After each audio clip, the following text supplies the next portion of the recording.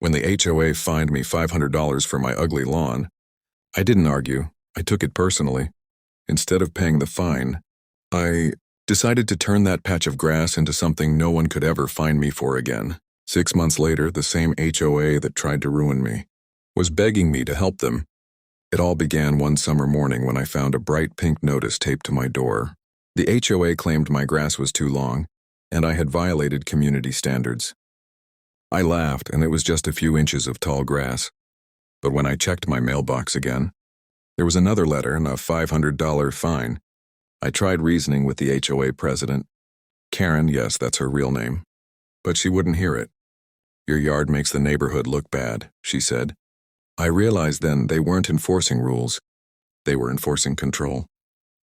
Instead of mowing my lawn, I decided to mow them down with success. I started researching eco-friendly lawns and stumbled upon something called microclover grass, low maintenance, drought-resistant, and self-fertilizing. That's when it hit me. What if I turned my lawn into a model for sustainable landscaping? I ripped out every inch of my old grass and replaced it with microclover. Within weeks, my lawn looked greener than any other house in the neighborhood. People walking by started asking what kind of grass it was.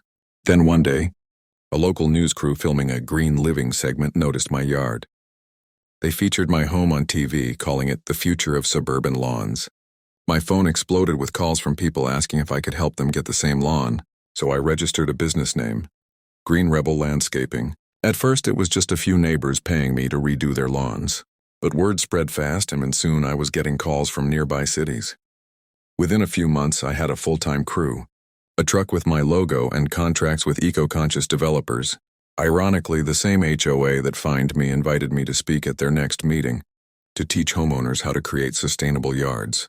I walked in wearing my company shirt, looked Karen right in the eye, and said, "Sure, but I charge a consulting fee." They paid it in full. By the end of the year, my business had cleared over $1 million in contracts. The HOA tried to shame me for my lawn, but all they did was plant the seed for my success. So next time someone fines you, criticizes you, or doubts you, remember this. You can turn any punishment into profit if you play it smart. If you enjoyed this story, hit like, subscribe, and tell me in the comments. What would you have done if the HOA fined you for your lawn?